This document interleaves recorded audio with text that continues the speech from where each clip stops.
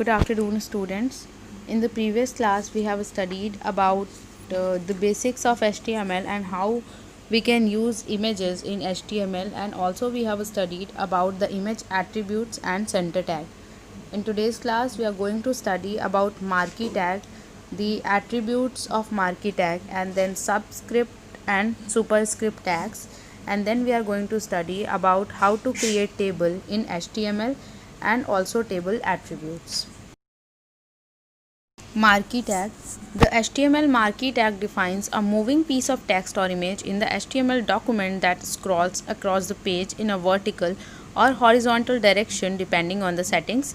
By default, text found within the marquee tag will scroll from right to left, and the syntax is given over here, like within angular bracket you have to write marquee and then the text to be scrolled, and then within angular bracket you have to write \marquee.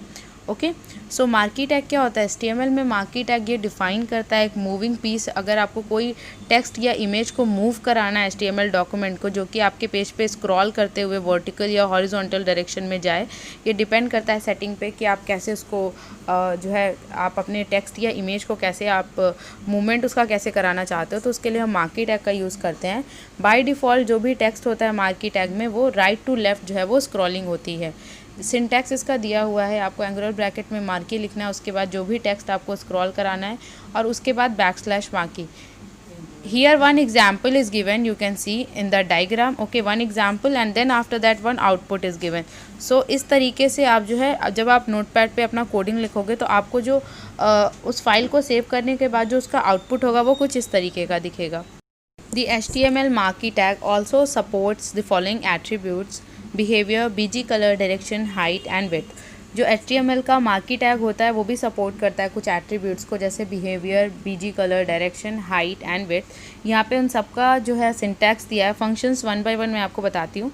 Behaviour जो है वो आपके scrolling के type को बताता है कि weather आपको हॉरिजॉन्टल स्क्रॉलिंग चाहिए या वर्टिकल स्क्रॉलिंग चाहिए, जैसा भी आपको स्क्रॉल कराना है। बीजी कलर जो है वो बैकग्राउंड, जो मार्की टैग का बैकग्राउंड होता है उसे डिफाइन करता है। जैसे यहाँ पे ऊपर जो एग्जांपल है उसमें पिंक कलर का बैकग्राउंड यूज़ हुआ है। डायरेक्शन टैग वो डायरेक्शन बताता है कि राइट या लेफ़्ट जाना है या लेफ़्ट टू राइट जाना है, टॉप टू बॉटम या बॉटम अप टू डाउन या डाउन टू अप, आपको कैसे जाना है ये डायरेक्शन टैग बताता है। हाइट टैग जो यूज़ करते हैं वो हाइट बताता है मार्की की कि कितना हाइट होगा, और ये परसेंटेज में लिखते हैं। और जो विड्थ होता है वो विड्थ बताता है परसेंटेज में कि आपको कितने % उसकी विड्थ चाहिए, जो भी आपने मार्की लिखा है उसके। There are some other attributes of marquee tag, that is h space, v space and loop. Marquee tag के कुछ अदर एट्रीब्यूट्स भी है, जैसे कि h space, v space और loop. h space हम ये डिफाइन करता है हॉरिजॉन्टल स्पेस अराउंड मार्कीज़ का जो सिंटैक्स होता है वो होता है मार्की स्पेस =10, यहाँ पे दिया है विद इन एंगुलर ब्रैकेट। और वी स्पेस क्या डिफाइन करता है? ये आपकी वर्टिकल स्पेस जो होती है अराउंड द मार्की उसको डिफाइन करता है। इसका भी सिंटैक्स यहाँ दिया हुआ है marquee we space.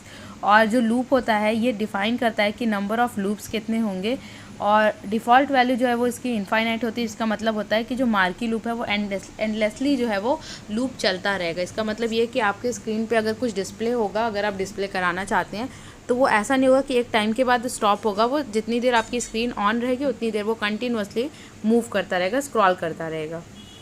Subscript and superscript tags. The sub tag defines subscript text. Subscript text appears in a smaller size below the normal line. Subscript text can be used for chemical formulas. For example, in H2O2 is the subscript. The SUP within angular bracket tag defines superscript text. The superscript text appear in a smaller size above the normal line. Superscript text can be used in mathematical formula. For example, x square plus y square is equals to z square. Here 2 is the superscript. Subscript और superscript tag क्या होता है? जो सब tag होता है with in angular bracket SUB अगर आपने लिखा है तो ये डिफाइन करता है सबस्क्रिप्ट टेक्स्ट को। ये स्मॉल साइज़ में होते हैं और ये कहाँ लिखे होते हैं? Below normal line, normal line के बिलो में लिखे जाते हैं। जो सबस्क्रिप्ट टेक्स्ट होते हैं वो हम उनको यूज़ करते हैं केमिकल फार्मूलाज के लिए, जैसे H2O में 2 जो है हमारा वो सबस्क्रिप्ट है। इसी तरह से सुपरस्क्रिप्ट टैग जो है विद इन एंगुलर ब्रैकेट हम SUP लिखते हैं, उन्हें इस तरह से डिफ़ाइन किया जाता है। सुपरस्क्रिप्ट टेक्स्ट जो है वो स्मॉल साइज़ के होते हैं और ये अपीयर होते हैं अबव द नॉर्मल लाइन। और सुपरस्क्रिप्ट टेक्स्ट को हम मैथमेटिकल फार्मूलाज के लिए लिखते हैं। जैसे कि एग्जांपल एक इक्वेशन लिया हमने, x² + y² = z²। यहाँ पे 2 जो है हमारा वो सुपरस्क्रिप्ट है। यहाँ पे आप देख सकते हो कोडिंग दी हुई है कि आप कैसे सबस्क्रिप्ट और सुपरस्क्रिप्ट टैग को यूज़ कर सकते हो, और साथ ही साथ उसका आउटपुट भी यहाँ पे डिस्प्ले हुआ है।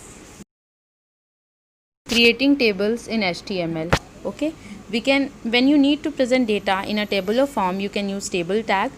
Tables are divided into table rows with the tr tag and a header rows with the th tag.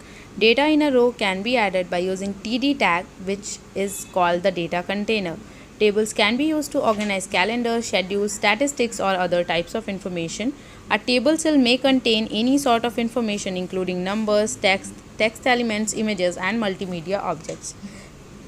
HTML में टेबल को कैसे क्रिएट करता है, जब भी आपको कोई डेटा टेबुलर फॉर्म में रिप्रेजेंट करना होता है तो उस टाइम पे आप टेबल टैग का यूज़ करते हो। टेबल जो है वो टेबल रोज़ और हेडर रोज़ में डिवाइडेड होती है। अगर आपको डेटा को ऐड करना है तो आप उस टाइम पे TD टैग का यूज़ कर सकते हो, जिसको डेटा कंटेनर कहते हैं। टेबल्स को हम यूज़ करते हैं ऑर्गेनाइज करने के लिए कैलेंडर, शेड्यूल, स्टैटिस्टिक्स या फिर कोई अदर टाइप की इन्फॉर्मेशन। टेबल सेल जो है वो किसी भी तरीके की इन्फॉर्मेशन को लेके रख सकती है, इंक्लूड वो नंबर हो, आपके कोई टेक्स्ट एलिमेंट हो, इमेज हो, या फिर कोई मल्टीमीडिया ऑब्जेक्ट हो। अगर हम टेबल स्ट्रक्चर की बात करें तो यहाँ पे कुछ टैग्स और उनके फंक्शंस हैं जो हम टेबल स्ट्रक्चर को क्रिएट करने के लिए देते हैं। सबसे पहले हम टेबल टैग का यूज़ करते हैं जो कि क्रिएट करता है टेबल को combination of rows and columns में। उसके बाद टेबल हेडर हम यूज़ करते हैं, TH होता है जो। TR हम यूज़ करते हैं टेबल रो के लिए, और TD यूज़ करते हैं टेबल सेल डेटा के लिए। और कैप्शन टैग का हम यूज़ करते हैं टेबल कैप्शन को डिफ़ाइन करने के लिए। यहाँ पे एक एग्जांपल दिया, अगर हमें इस तरीके की टेबल को डिस्प्ले करना है तो इसके लिए कैसी कोडिंग करेंगे, आप आगे मैं आपको बता रही हूँ कि कोडिंग कैसे लिखनी है इसके लिए।